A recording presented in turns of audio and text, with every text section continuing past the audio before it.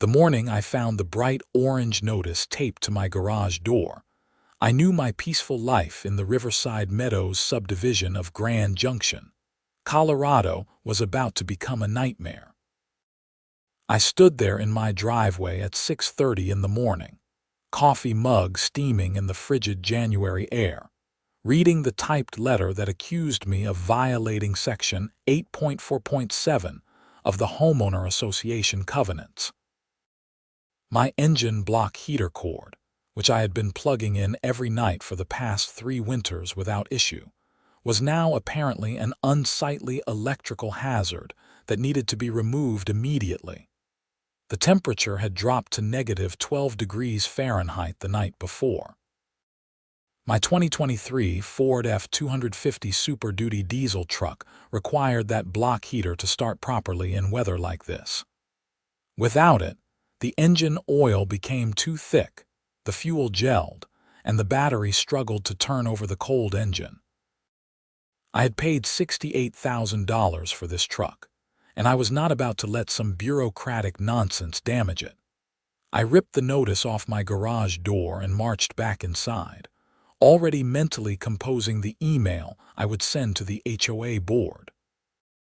My wife, Felicity Patterson, was in the kitchen making breakfast for our 2 kids before school. "What's wrong?" she asked, seeing my face. "The HOA is at it again," I said, tossing the orange paper onto the counter. "They want me to stop using my block heater."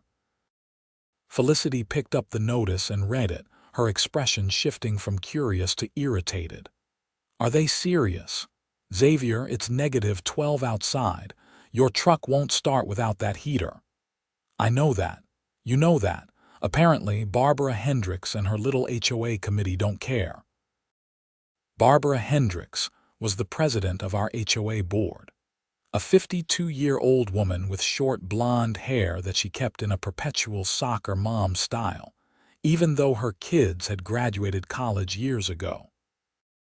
She had moved into the neighborhood 4 years earlier and had immediately inserted herself into every aspect of community management. Within 6 months, she had been elected HOA president, running on a platform of maintaining property values and neighborhood aesthetics. What that really meant was she spent her days driving around our subdivision in her white Lexus SUV, looking for violations to report. Trash cans visible from the street after pickup day. Holiday decorations left up too long. Grass that exceeded the 3-inch height limit. Unauthorized paint colors. The list went on. I had mostly managed to avoid her scrutiny until now. I kept my yard immaculate, my house painted in approved colors, and my vehicles parked properly in my garage when not in use. The block heater cord was my only visible transgression. A bright orange extension cord that ran from an outdoor outlet to my truck's grill every night from November through March. I sent a carefully worded email to the HOA board that morning, explaining the necessity of the block heater for my diesel engine in cold weather. I cited manufacturer recommendations, mechanical best practices, and the fact that I had been using it without complaint for 3 years. I received an automated response confirming receipt of my message. 2 days later, I got Barbara's reply. It was 3 paragraphs of bureaucratic language that essentially said the covenants prohibited visible extension cords, power cables, and electrical equipment in driveways and front yards. There were no exceptions for engine block heaters. I had 30 days to comply or face daily fines of $50. I called an emergency meeting with my neighbor, Martin Chen, who also drove a diesel truck and used a block heater. He lived 4 houses down from me and had received the same notice. "This is insane," Martin said as we stood in my garage that evening. "I talked to my mechanic about it. He said cold starting a diesel engine in this weather can cause serious damage. The oil doesn't flow properly, the pistons score the cylinder walls, and the stress on all the components is massive." "Did you respond to Barbara?" "Yeah. I sent her basically the same thing you did. She sent me back the same copy-paste garbage about covenants and aesthetics." He pulled out his phone and showed me the email chain. "Look at this part. She says our trucks are eyesores anyway and we should consider parking them elsewhere during winter months." Park them elsewhere? Where does she expect us to park our vehicles? These are our daily drivers. She suggested we rent storage units. I felt my blood pressure rising. So she wants us to pay to store our trucks off-site, then somehow get to and from the storage facility without driving them in cold weather, which defeats the entire purpose of the block heater in the first place. "Logic isn't her strong suit," Martin said. The next day, I decided to do some research. I contacted the Colorado Automotive Technicians Association and spoke with their technical director, a man named Robert Sanderson. I explained the situation and asked him about the consequences of cold-starting diesel engines in extreme temperatures. "Mr. Lawson, what you're describing is a recipe for engine damage," Robert said. "Diesel engines, especially modern high-compression models like your Ford's Power Stroke, need proper warming in extreme cold. When temperatures drop below zero, the engine oil becomes viscous, almost like honey. Starting the engine in that condition means metal components are grinding against each other with inadequate lubrication. What kind of damage are we talking about? Scored cylinder walls, damaged piston rings, increased wear on bearings and camshafts, potential crankshaft damage. The stress on the battery and starter motor is also severe. Over time, repeated cold starts can take years off your engine's life. And here's the critical part. Most manufacturer warranties specifically exclude damage caused by improper cold weather operation." That last sentence hit me like a truck. "Say that again." If you cold start your engine in extreme temperatures without following manufacturer guidelines, which include using a block heater, any resulting engine damage won't be covered under warranty. The manufacturers are very specific about this in their documentation. "Can you send me that in writing?" "I can do better than that. Give me a day, and I will have our association draft an official statement about cold weather diesel engine operation and warranty implications." I thanked him and hung up, feeling both vindicated and worried. If the HOA forced me to stop using my block heater and my engine was damaged as a result, I could be looking at tens of thousands of dollars in repair costs that would not be covered under warranty. The next evening, I attended the monthly HOA board meeting at the community center. About 30 other homeowners were there, many of them also facing various violation notices. The meeting room was a bland space with fluorescent lighting and cheap folding chairs arranged in rows facing a table where the 5 board members sat. Barbara Hendricks sat in the center, flanked by her vice president, treasurer, secretary, and member-at-large. She called the meeting to order with a sharp bang of her gavel, a prop she had purchased herself because apparently the power of being HOA president required theatrical accessories. The first hour of the meeting was devoted to budget discussions and approval of new landscape contracts. I waited impatiently, my folder of research and documentation growing damp from my nervous sweating. Finally, Barbara got to new business and violations discussion. "We have several homeowners who have requested time to address the board regarding recent violation notices," she said, adjusting her reading glasses. "First up is Xavier Lawson regarding unauthorized electrical equipment." I stood and walked to the front of the room, placing my folder on the podium. "Thank you, Madam President. I am here to appeal the violation notice I received regarding my engine block heater. I have brought documentation showing that using a block heater is not just recommended but necessary for my vehicle in cold weather. I began distributing copies of the information I had gathered. I had printed the relevant pages from my truck's owner's manual, which explicitly stated that a block heater should be used when temperatures dropped below 20 degrees Fahrenheit. I had the statement from the Colorado Automotive Technicians Association detailing the risks of cold-starting diesel engines. I also had a copy of my warranty documentation, with the sections highlighted that excluded coverage for damage resulting from improper cold weather operation. As you can see, this is not a matter of convenience or aesthetics. This is about protecting a significant financial investment and avoiding damage that would cost tens of thousands of dollars to repair. Barbara barely glanced at the papers. Mr. Lawson, the covenants are quite clear. Section 8.4.7 prohibits visible power cables and electrical equipment in front yards and driveways. The aesthetic standards of this community are what maintain all of our property values. With all due respect, I don't think an orange extension cord visible for a few winter months is going to tank anyone's property values.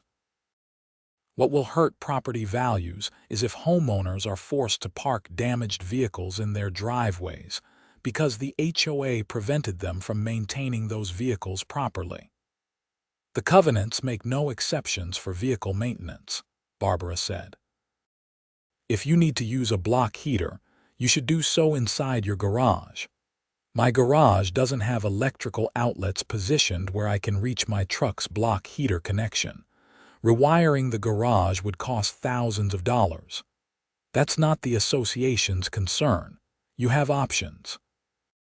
Park your truck in your garage and run the cord inside. Store your vehicle elsewhere during winter. Purchase a different vehicle that doesn't require a block heater. These are all reasonable alternatives. I felt my face getting hot. None of those are reasonable. I shouldn't have to completely restructure my garage, pay for off-site storage, or buy a different vehicle just to comply with an arbitrary rule about extension cords. The rules are not arbitrary, Mr. Lawson. They are part of the covenants that you agreed to when you purchased your home. I have been using this block heater for 3 winters. Why is it suddenly a problem now? Barbara's expression tightened. Previous boards may have been lax in enforcement. This board takes our responsibilities seriously.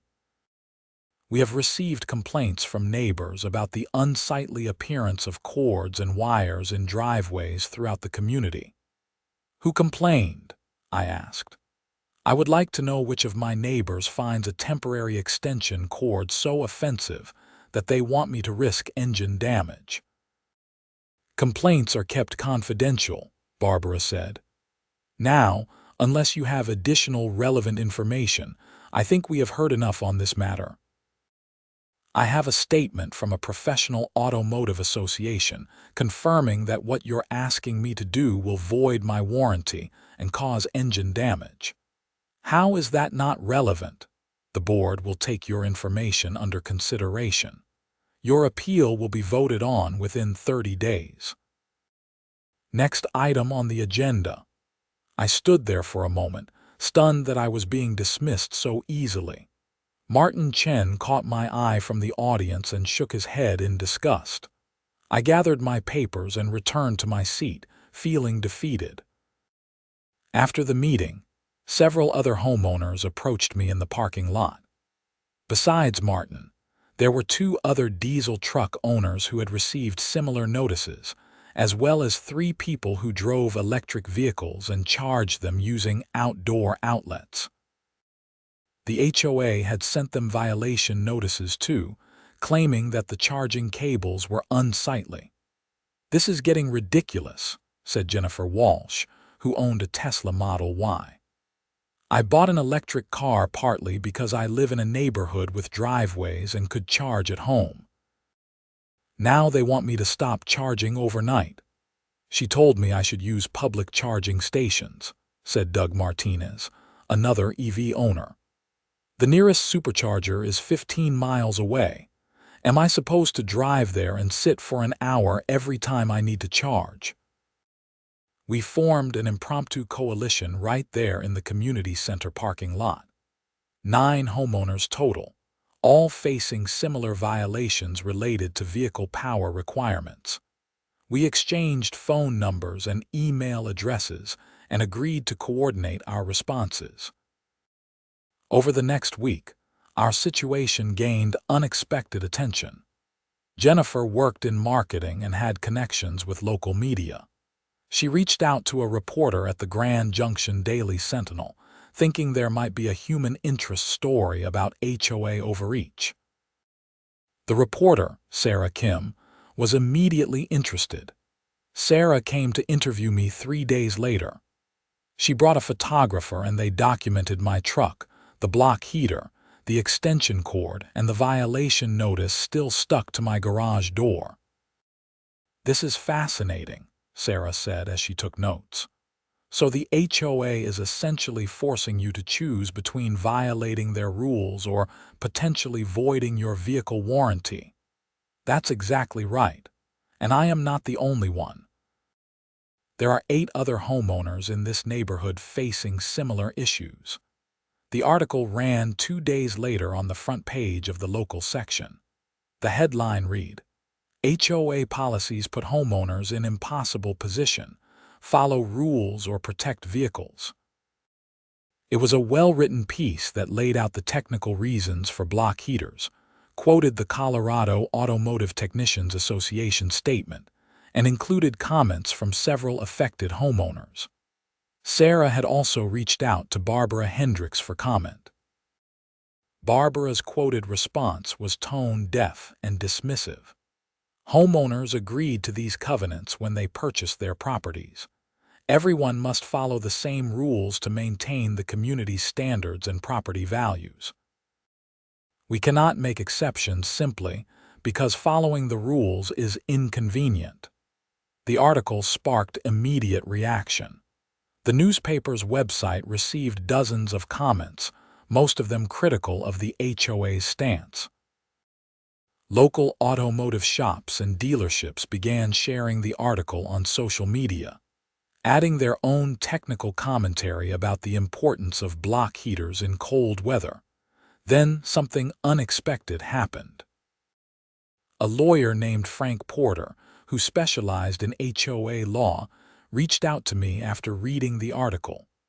"Mr. Lawson, I found your situation interesting from a legal perspective," Frank said during our phone call. "I believe the HOA's position may be problematic under Colorado law.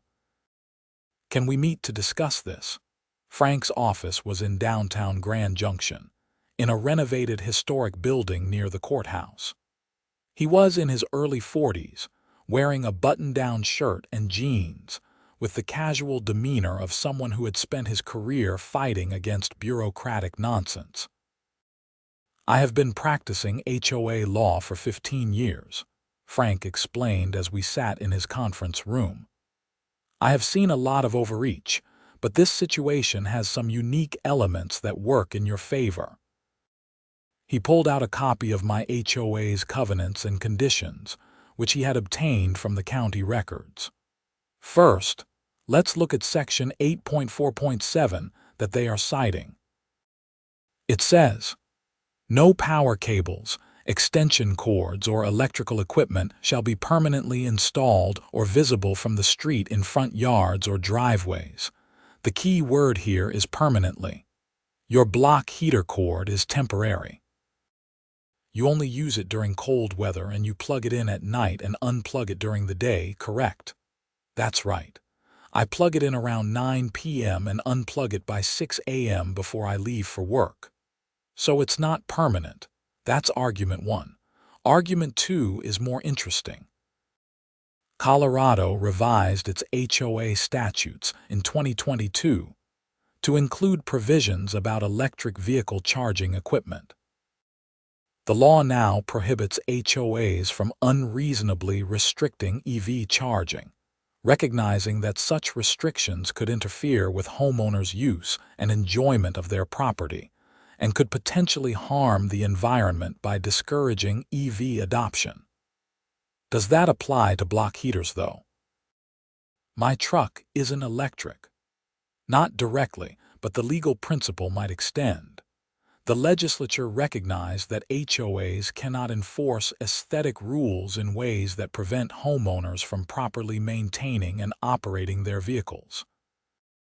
A block heater is manufacturer-recommended equipment for safe vehicle operation in cold weather.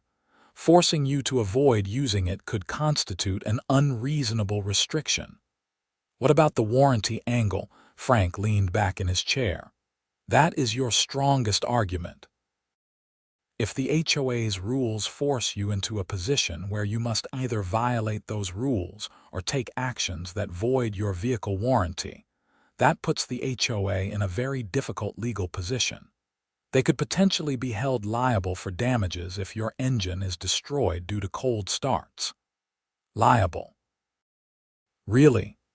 Potentially, yes.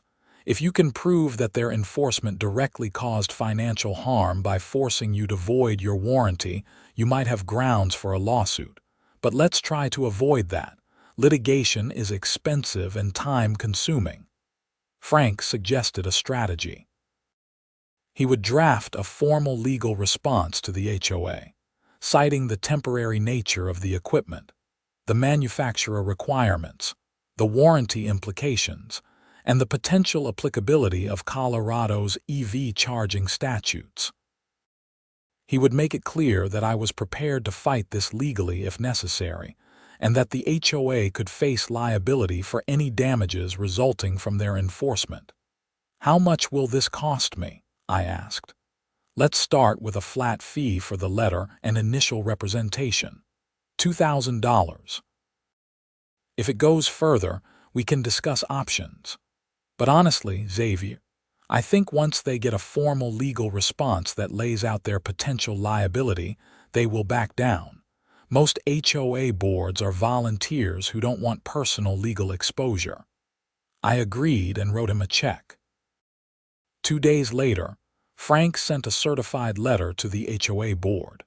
He copied me on it, and I had to admit it was impressive. 6 pages of legal reasoning, citations to Colorado statutes and case law, and a clear warning about potential liability. He demanded that the violation notice be rescinded, and that the HOA formally acknowledge my right to use the block heater during cold weather months. The certified letter arrived at Barbara Hendricks' house on a Monday. By Wednesday, I received a phone call from Harold Mitchell, the HOA's general counsel. Harold was a solo practitioner who had handled routine matters for several HOAs in the area for decades. Mr. Lawson, I received a copy of Frank Porter's letter, Harold said. I wanted to discuss this situation and see if we can find a resolution. I am open to reasonable solutions, I said, but I am not going to damage my vehicle to comply with an unreasonable interpretation of the covenants. I understand. I have reviewed the matter with the board, and I have some concerns about their position. The temporary nature of your setup and the warranty implications create issues that, frankly, I don't think the association wants to litigate. So, what are you proposing? I need to research this more thoroughly and prepare a formal recommendation for the board. Can you give me 2 weeks before taking further action? I agreed, though I made it clear that I would continue using my block heater in the meantime. Harold seemed relieved that I was being reasonable. During those 2 weeks, the story continued to develop. Sarah Kim at the newspaper wrote a follow-up article about the legal issues involved. A local television station picked up the story and sent a crew to interview me, Martin and Jennifer, about our vehicles and the HOA dispute. The segment aired during the evening news, and suddenly our little subdivision dispute was getting regional attention. The attention brought unexpected allies. The Colorado Automobile Dealers Association issued a statement supporting homeowners' rights to use manufacturer, recommended equipment for vehicle maintenance. Several automotive manufacturers, including Ford, sent statements to the media reiterating that block heaters were essential equipment for cold weather operation, and that their warranties could be voided by improper cold weather practices. Most significantly, Robert Sanderson from the Colorado Automotive Technicians Association sent a detailed technical report to the HOA board, with copies to all affected homeowners and the media. The report was devastating to the HOA's position. It explained in precise technical detail what happens when diesel engines are cold-started in extreme temperatures. It included photographs and diagrams showing scored cylinder walls, damaged piston rings, and worn bearings from engines that had been repeatedly cold-started. It cited manufacturer specifications from multiple diesel engine makers, all requiring block heaters in cold climates. And it included specific warranty language from Ford, Ram, and General Motors, stating that cold weather damage was not covered under standard warranties.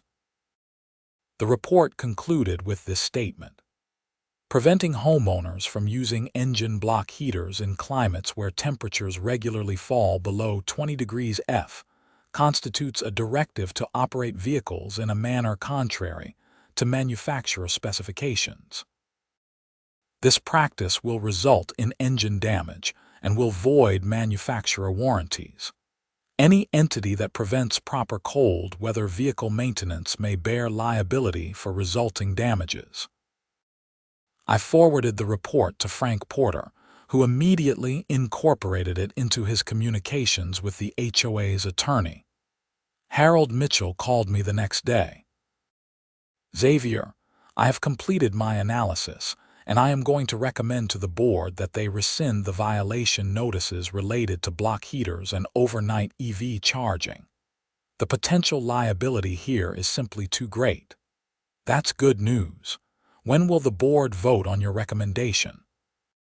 "Their next meeting is in 5 days. I will present my recommendation then." Those 5 days felt like an eternity.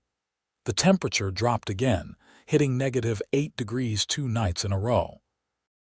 I continued plugging in my block heater, and each morning I wondered if I would find another violation notice or if the daily fines would start appearing on my account. The board meeting was scheduled for a Thursday evening. Martin, Jennifer, Doug, and I all planned to attend to speak during public comment if necessary. Frank Porter also planned to be there to provide legal support if needed. When we arrived at the community center, it was packed. Word had spread through the neighborhood about the dispute, and many homeowners who were not directly affected had shown up out of curiosity or solidarity. The local newspaper had sent Sarah Kim to cover the meeting, and the TV station had sent a camera crew. Barbara Hendricks looked distinctly uncomfortable as she called the meeting to order. She moved through the preliminary business as quickly as possible, clearly wanting to get to the main event. Harold Mitchell was invited to present his legal analysis. He stood at the podium with a thick folder of documents and began laying out his findings. "I have conducted a thorough review of the association's covenants, relevant Colorado statutes, and the technical information provided by various automotive organizations," Harold began. "After this review, I must recommend that the board rescind the violation notices issued regarding engine block heaters and electric vehicle charging equipment." Barbara interrupted him. "Harold, before you continue, I want to state for the record that I disagree with this recommendation. The covenants are clear, and we cannot simply ignore them because following them is inconvenient for some homeowners." Harold looked at her with poorly concealed frustration. "Barbara, with respect, this isn't about convenience. This is about potential liability for the association and its board members. If we force homeowners to void their vehicle warranties, and they suffer financial losses as a result, we could be held liable. The association's insurance likely wouldn't cover such claims because they would result from willful enforcement of rules despite knowing the harmful consequences. That is speculative, Barbara said. No, it's not. I have consulted with the association's insurance carrier. They have explicitly stated that they would not defend claims arising from this type of situation. If homeowners sue the association or individual board members for damages resulting from this enforcement, you would be on your own financially. That got the attention of the other board members. The treasurer, a nervous man named Philip Garrett, spoke up. Wait, you are saying if we enforce these violations and someone's engine gets damaged, we could be sued personally? Yes, Harold said. Colorado law allows for personal liability of HOA board members who engage in willful misconduct or knowing violations of their duties. Forcing homeowners to take actions that you know will cause them financial harm could potentially meet that standard. The vice president, Linda Wu, looked at Barbara. Did you know about this before we sent out those violation notices? Harold is being overly cautious, Barbara said. The covenants give us the authority to enforce our rules. The covenants give you authority to enforce reasonable rules, Harold corrected. But rules can become unreasonable if enforcing them causes disproportionate harm. Courts have recognized that HOAs must balance their enforcement powers against homeowners' reasonable use and enjoyment of their property. Frank Porter raised his hand and was recognized to speak. If I may add some additional context, Colorado's HOA laws have evolved significantly in recent years, specifically because of situations like this. The legislature has recognized that HOAs sometimes overreach in ways that harm homeowners. The 2022 amendments regarding EV charging equipment are an example. The legislature determined that HOAs were unreasonably preventing homeowners from charging electric vehicles at home, which both harmed the homeowners and undermined state environmental goals. This is about diesel trucks, not electric cars, Barbara said. The principle is the same, Frank replied. Homeowners have a right to properly maintain their vehicles. Manufacturer-required cold weather equipment is not optional. It is necessary for safe operation and warranty protection. The association cannot prohibit necessary vehicle maintenance under the guise of aesthetic enforcement. The discussion continued for another 30 minutes. Harold presented more details from his research, including specific case law from Colorado and other states, where HOAs had been held liable for overreaching enforcement. Frank added information about the warranty implications and the potential damages that could result from engine failure.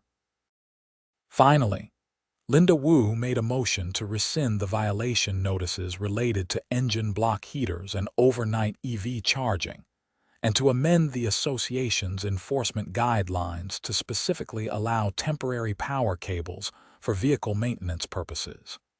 Philip Garrett seconded the motion. Barbara called for discussion. She tried to argue against the motion, but the other board members were clearly spooked by the liability concerns. The secretary, Margaret O'Brien, who had been silent through most of the meeting, finally spoke up. Barbara, I understand your concerns about maintaining standards, but I am not willing to risk personal liability over extension cords. I have grandchildren to think about. If someone sues me personally, it could affect their inheritance. This is ridiculous, Barbara said. We are letting a handful of homeowners dictate policy to the entire board. We are protecting the association and ourselves from legal liability, Linda countered. That is part of our fiduciary duty. The vote was called. Linda, Philip, and Margaret voted in favor of rescinding the violations. Barbara voted against. The member at large, Thomas Reed, who had said almost nothing during the entire meeting, abstained. The motion passed 3-1. The community center erupted in applause from the homeowners in attendance. I felt a wave of relief wash over me. Martin reached over and shook my hand. Jennifer was grinning. We had won, but Barbara was not finished. As the applause died down, she banged her gavel and said, "I want my opposition noted in the minutes. I believe this board is making a serious mistake by allowing our standards to erode. This is exactly how neighborhoods decline. First, it is extension cords, then it is junk cars on blocks, then it is weeds and trash and who knows what else." "That is a slippery slope fallacy," Frank Porter said from the audience. "Allowing necessary vehicle maintenance equipment is not going to lead to neighborhood blight." "Mr. Porter, you are not a board member and you are out of order," Barbara snapped. Harold Mitchell interjected again. "For the record, the motion that passed includes specific limitations. It allows temporary power cables for vehicle maintenance purposes during necessary times. It does not open the door to permanent installations, decorative lighting, or anything else. The standards remain in place. We are simply recognizing a narrow exception for a legitimate need." The meeting continued for another hour, covering other business, but the important matter had been resolved. When it finally adjourned, several homeowners approached me to congratulate me on the outcome. Sarah Kim, from the newspaper, interviewed me for a follow-up article.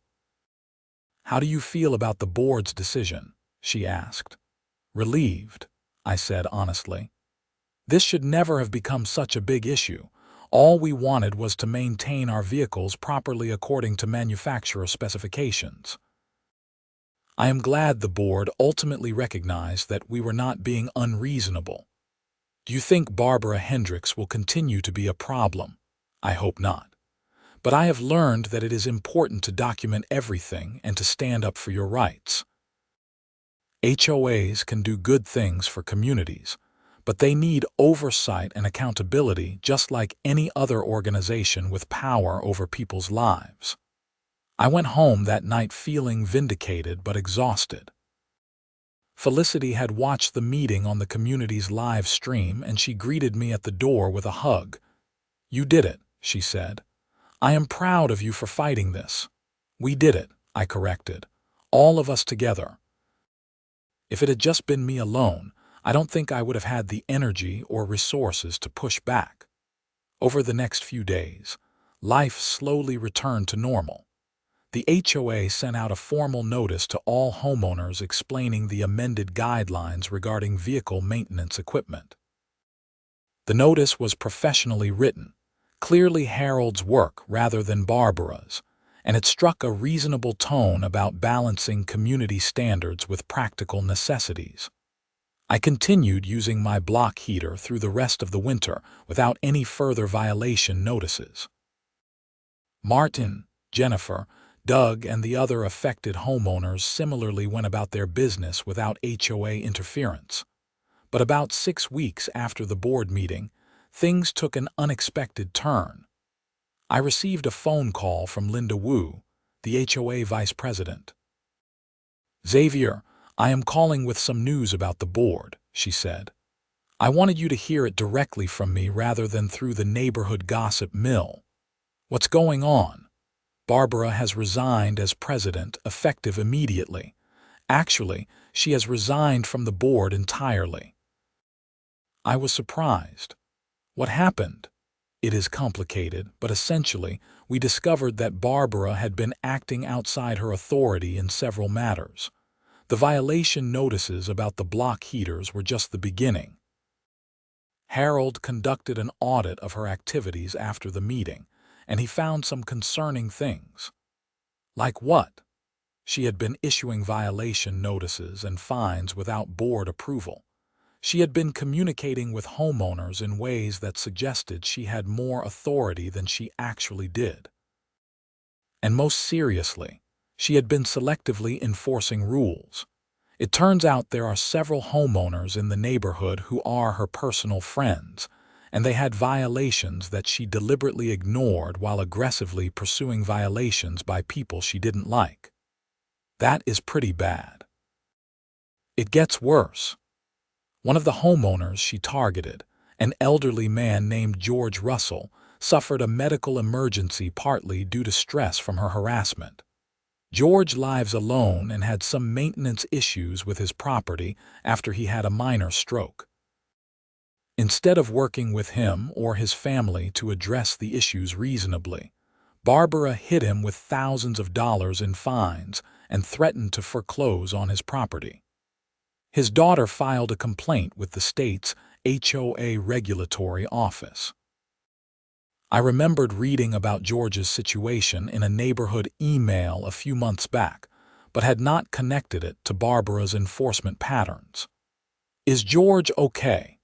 He is recovering with his daughter in Denver now, but the incident triggered a state investigation into our HOA's practices. When the investigator started looking into Barbara's activities, everything came to light.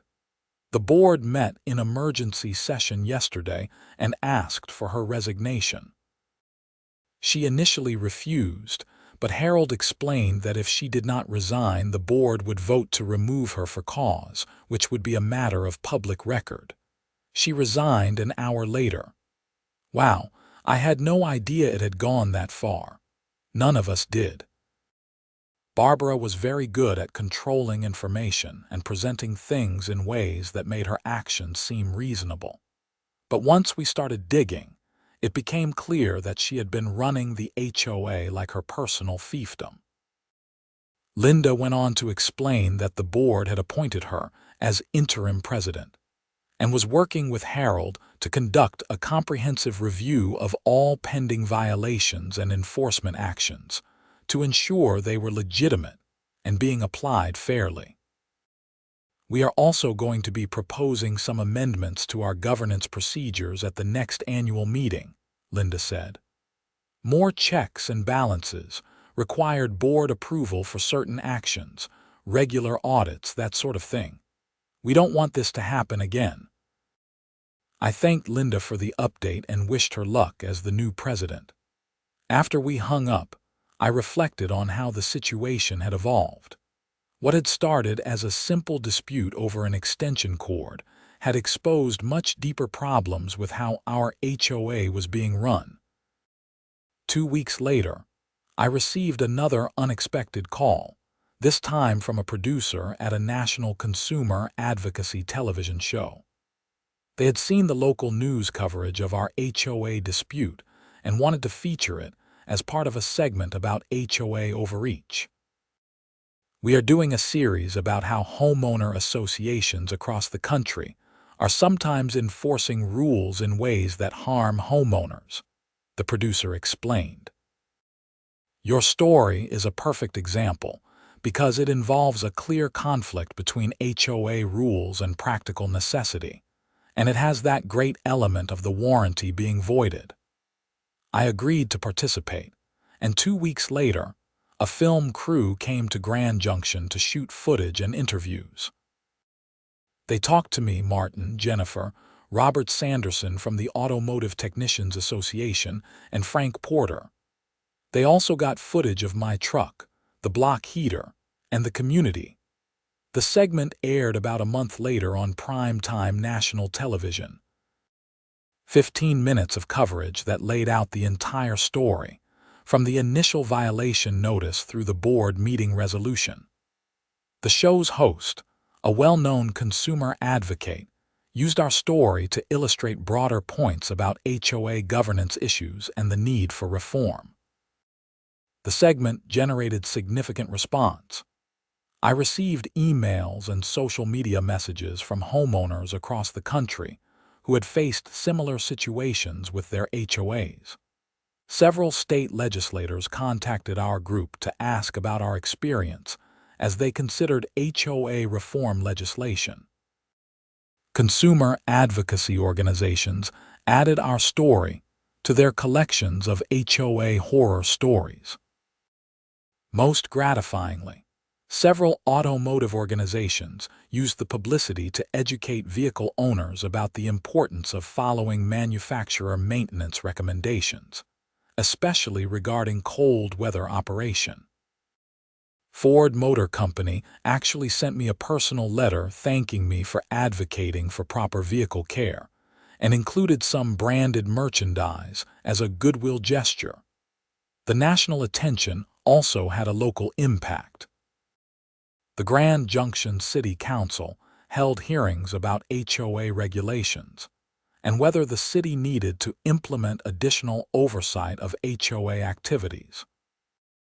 While they ultimately decided not to impose new city-level regulations, they did work with the county to establish a free mediation service for homeowners in disputes with their HOAs, with the goal of resolving conflicts before they escalated to legal action. Through all of this, I continued my normal life. Work, family, maintaining my home and vehicles. The difference was that now I was much more aware of the HOA's activities and much more willing to question things that seemed unreasonable. The spring annual HOA meeting arrived in April. Linda Wu had been doing a good job as interim president, and she was elected to a full term by a wide margin. The board also voted to implement the governance reforms that had been proposed, including requirements for board approval of enforcement actions and regular independent audits. During the meeting, Linda made a point of acknowledging the conflict over the block heaters and the lessons learned from it. This situation taught us that HOAs need to balance their legitimate interest in maintaining community standards with homeowners' reasonable needs, she said. Rules should serve the community, not burden it.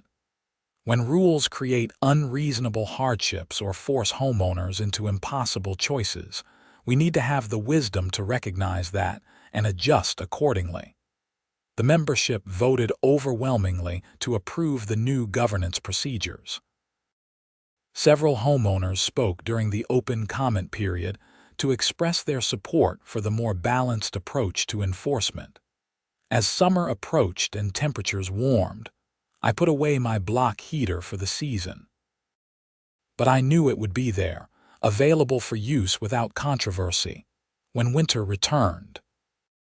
That simple certainty represented a significant victory, not just for me personally, but for the principle that homeowners should be able to maintain their property in reasonable ways without arbitrary interference. The following winter arrived with another cold snap in early November. I pulled out my block heater, plugged it in, and started my truck without issue the next morning. No violation notices appeared, no threatening letters, just a properly functioning vehicle and a HOA that had learned to be more reasonable. Martin stopped by one evening while I was in my driveway doing some maintenance on my truck. "Remember this time last year," he said, gesturing at the extension cord running from my garage outlet to my truck. How could I forget? I was spending half my time dealing with violation notices and fighting with the HOA board. It is amazing how much things have changed. Linda is actually a reasonable president. The board approves things that make sense and doesn't waste time on petty enforcement. The neighborhood feels less tense. He was right. There was a noticeable difference in the atmosphere of Riverside Meadows. People were friendlier, more willing to chat with neighbors, less worried about being reported for minor violations.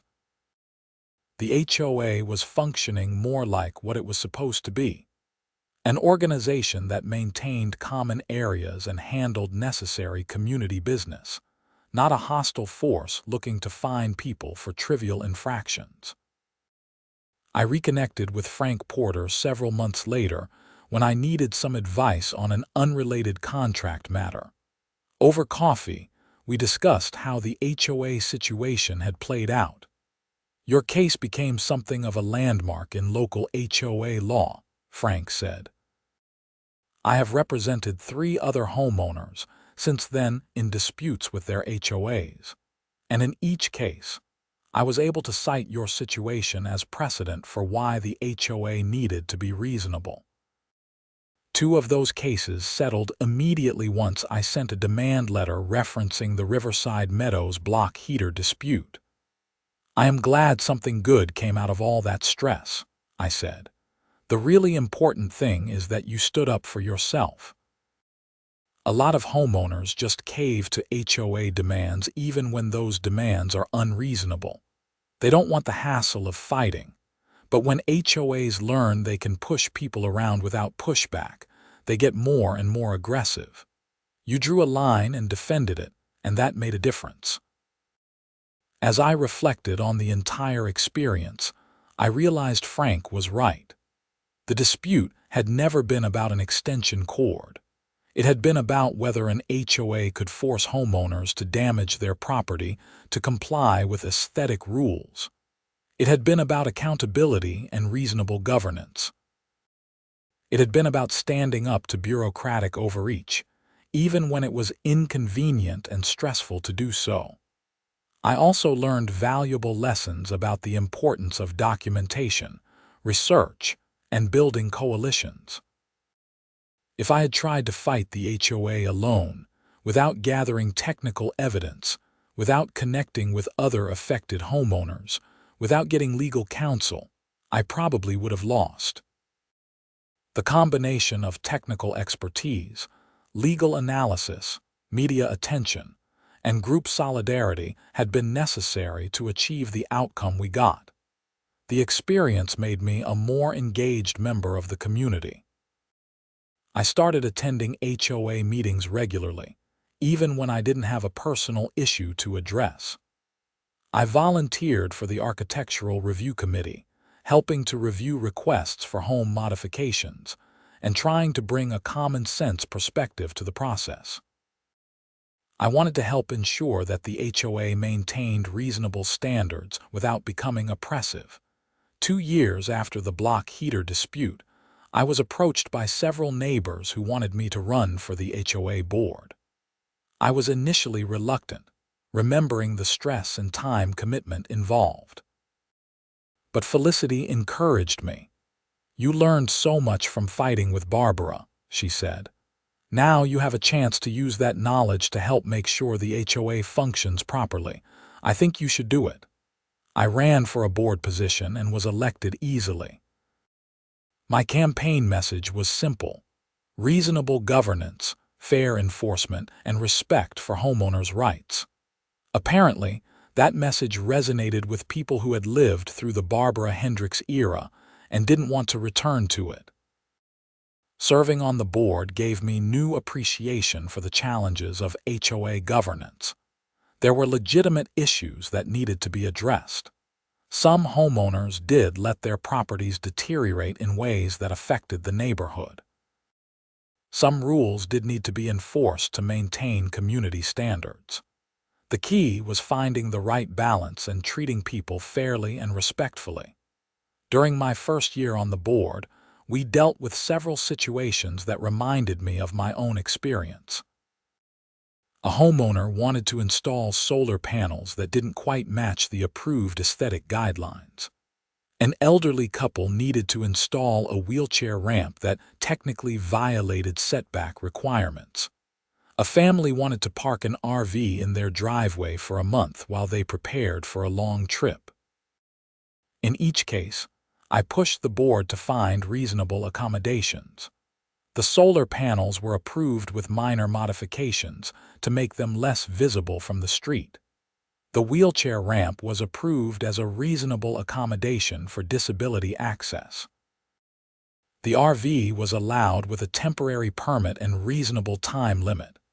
"This is how an HOA should work," Linda said during one of our board meetings.